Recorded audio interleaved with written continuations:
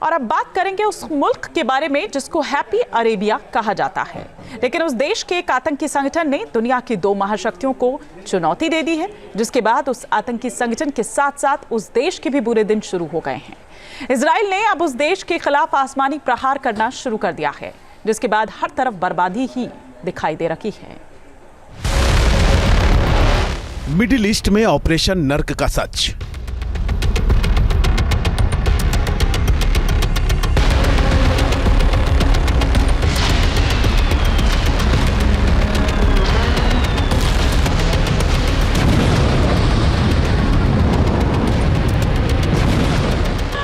सना airport पर हमला।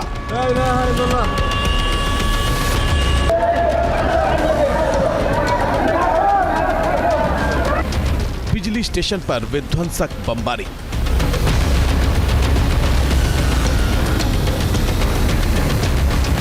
Yemen का तेल डिपो तबाह।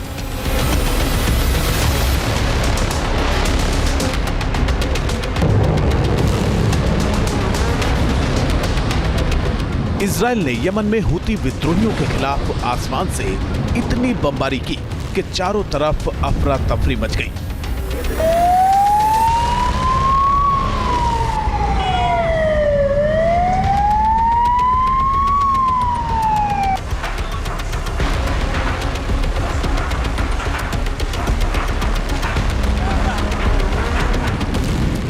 इजराइल के 2 आसमानी योद्धाओं ने यमन के एयरपोर्ट से लेकर उसके तेल डिपो को तबाह कर दिया, तो वहीं बिजली स्टेशन को भी टारगेट किया।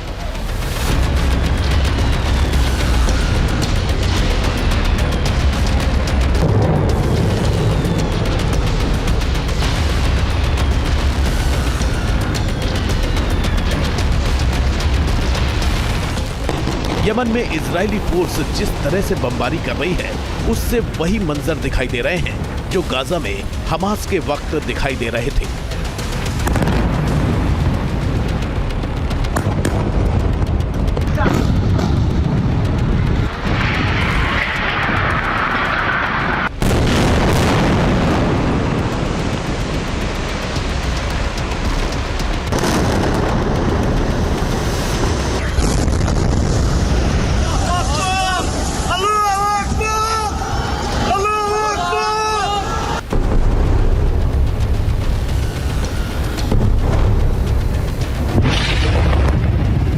बड़ी बड़ी बिल्डिंग्स जमींदोज हो रही हैं।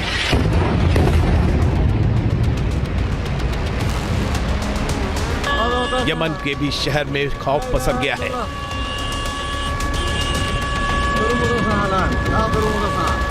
हूती की कारस्तानियों की सजा यमन के लोग भी भुगत रहे हैं। हुदैदाह बंदरगाह पर हुए हमले में कम से कम 3 लोगों के मारे जाने की खबर है, तो वहीं 10 लोग घायल हुए हैं।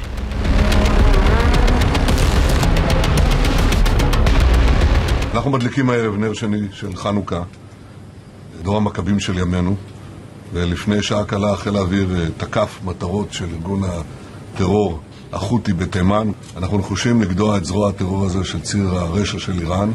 אנחנו נתמיד בזה. सवाल यही है कि इजराइल ने जो हाल हमास का किया, वही हाल यमन में हूती का भी करेगा। मिडिल ईस्ट में दहशत के एक आकाओं का अंत हो रहा है।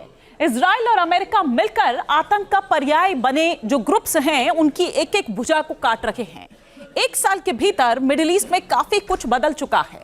1 साल पहले जब ईरान के पिट्ठू हमास ने इजराइल पर हमला किया था, तो ईरान ने इजराइल के खिलाफ साजिश रची थी। तब ईरान ने सपने में भी नहीं सोचा होगा कि 1 साल के भीतर हालात इस कदर बिगड़ जाएंगे कि उसकी खुद की मौजूदा सत्ता को खतरा होने लगेगा। सीरिया जैसे शक्तिशाली देश में महज 11 दिन में ही तख्ता पलट हो जाएगा, लेकिन यह सब हुआ और अब ईरान के मोहरे हूती के पीछे इजराइल हाथ धोकर पड़ गया है। इजराइल ने तेल अवीव से लेकर नॉर्थ इजराइल के सभी मोर्चों पर अपने डिफेंस सिस्टम को एक्टिव कर दिया है, तो वहीं इजराइल के F-16 और F-15 लड़ाकू विमान यमन में जाकर कहर बरपा रहे हैं।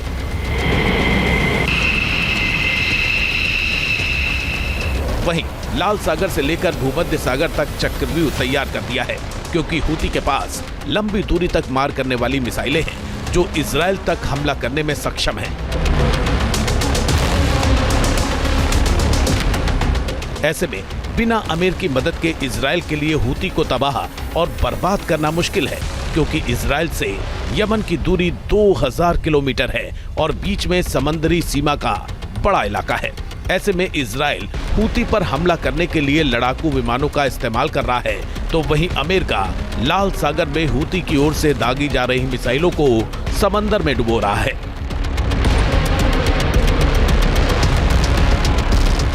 अमेरिका ने हूती के खिलाफ ऑपरेशन भी चला दिया है। अमेरिका ने हूती के कमांड सेंटर पर धावा बोला।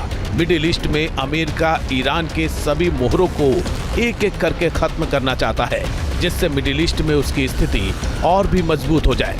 हूती की घेराबंदी करने के लिए लाल सागर को अमेरिकी नौसेना ने किले में तब्दील कर दिया है।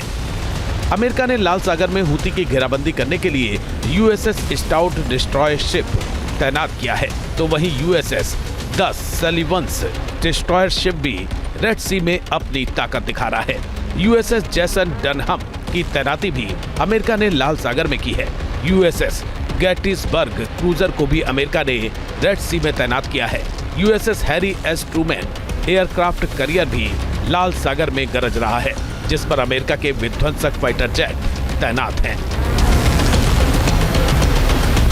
अमेरिकी नौसेना के carrier strike group USS Harry S Trueman पर 60 से अधिक लड़ाकू विमान तैनात हो सकते हैं। इसमें FA-18 hornet, FA-18EF super hornet जैसे कई घातक विमान शामिल हैं।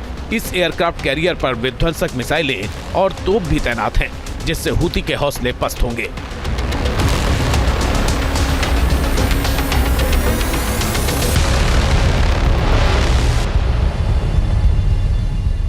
अमेरिका मिडिल ईस्ट में ईरान के इस मोहरे को ध्वस्त करने का प्लान बना रहा है। अमेरिका मिडिल ईस्ट में पहले ईरान को कमजोर करना चाहता है, फिर ईरान पर प्रहार करेगा। अमेरिका की ओर से ईरान की घेराबंदी तो इजराइल और हमास युद्ध के दौरान ही शुरू हो गई थी, लेकिन बदले हालात, सीरिया में बदलते जज्बात के बाद तो मिडिल ईस्ट में संकट के बादल छाए हैं।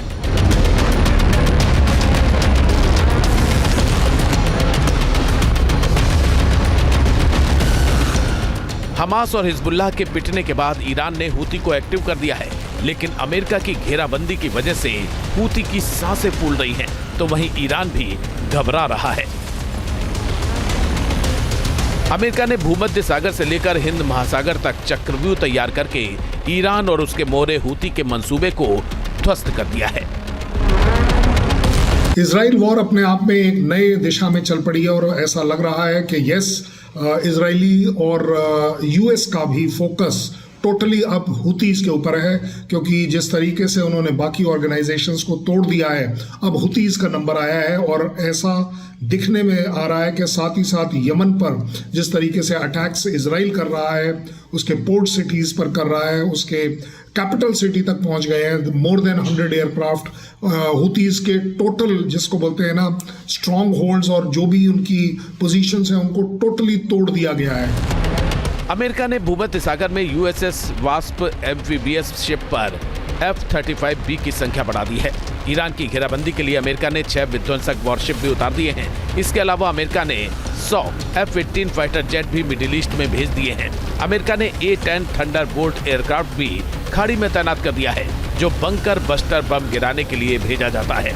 अमेरिका का एक aircraft carrier USS Abraham Lincoln Hind महासागर में घूम रहा है, जो जरूरत पड़ने पर फारस की खाड़ी का रुख कर सकता है। खास बात यह है कि अमेरिका ने अपने सबसे खतरनाक 6 न्यूक्लियर बॉम्बर B-52 को भी ईरान की घेराबंदी के लिए भेज दिया है।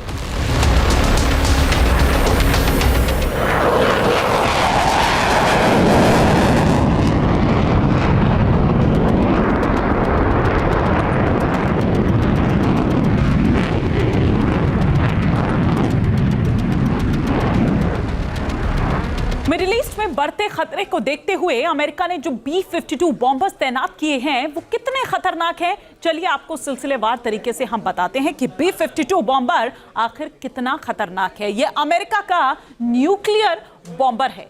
इसके अलावा अगर इसकी बात करें तो सबसोनिक स्पीड से इसकी उड़ान है और ऑपरेशनल रेंज की अगर बात करें तो इसका 14,080 किलोमीटर इसकी ऑपरेशनल रेंज है। इसके अलावा कितनी क्षमता इसकी है कि ये कितना विस्फोटक की ओर ले जा सकता है, तो 32,000 किलो विस्फोटक तक ले जाने की इसकी क्षमता है और दुश्मन की रडार को चकमा देने में ये माहिर है।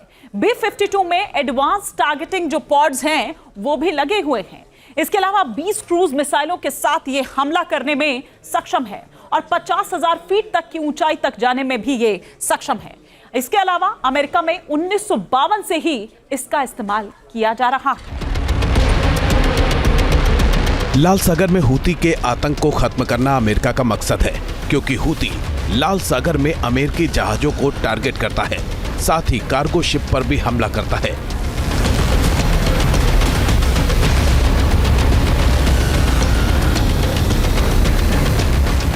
ये तस्वीरें अभी जहन में ताजा होंगी जब हूती के विद्रोहियों ने कार्गो शिप पर अपना हेलीकॉप्टर उतार दिया था और हूती के आतंकियों ने जहाज को अपने कब्जे में ले लिया था।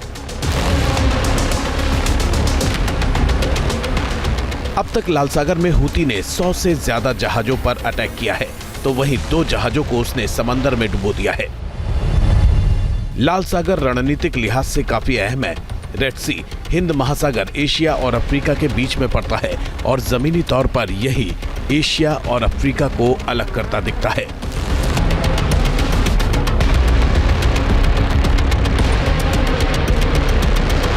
ये स्वेज नहर के जरिए यूरोप के भूमध्य सागर से जुड़ता है। इसी रास्ते से यूरोप और एशिया के देशों का सामान समुद्र के जरिए आता जाता है। ये एक पट्टी के जैसा सागर है जिसके एक तरफ अफ्रीका के मिस्र, सूडान, इरिट्रिया और जिबूती हैं, तो दूसरी तरफ एशिया के सऊदी अरब और यमन देश आते हैं।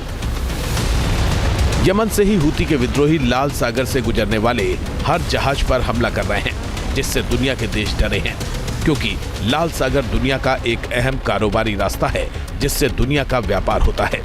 दुनिया का लगभग 10% कारोबार लाल सागर से होता है। इसमें अमेरिका, यूरोप के कई देश शामिल हैं। जिस तरह से लाल सागर में हूती जहाजों को पिछले 1 साल के दौरान टारगेट कर रहा है, उससे काफी कारोबार का नुकसान हो रहा है, जिसकी वजह से अमेरिका डरा हुआ है और लाल सागर से हूती के आतंक को खत्म करना चाहता है। लेकिन ये इतना भी आसान नहीं है, क्योंकि हूती के पास हमास और हिजबुल्लाह से ज्यादा खतरनाक मिसाइलें हैं, जिससे वो इजराइल तक मार करने में सक्षम है।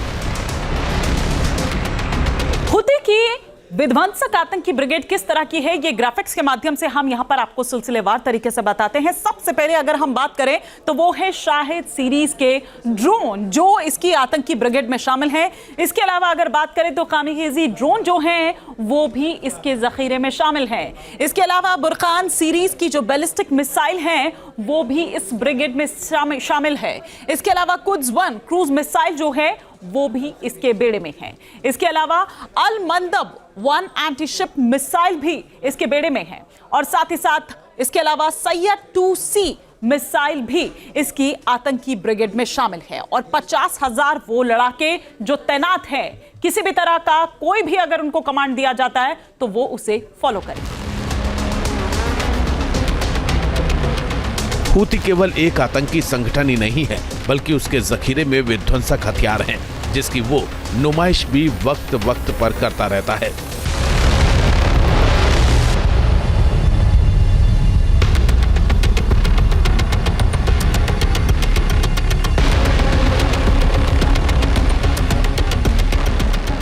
मिडिल ईस्ट में कई मोर्चों पर जंग चल रही है, संघर्ष जारी है। हूती भी इजराइल से लोहा ले रहा है। बावजूद इसके वो हथियारों की परेड करके दुनिया, खासकर अमेरिका और इजराइल को ये बताने की कोशिश करता है कि उसके जखीरे में ऐसे हथियार हैं जिनसे वो लाल सागर में अमेरिकी जहाजों को भी टारगेट करके तबाह कर सकता है।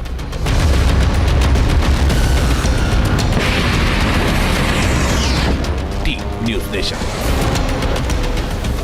न्यूज़ नेशन अब व्हाट्सएप पर खबरों के ताजा अपडेट के लिए न्यूज़ नेशन के इस QR कोड को स्कैन करें।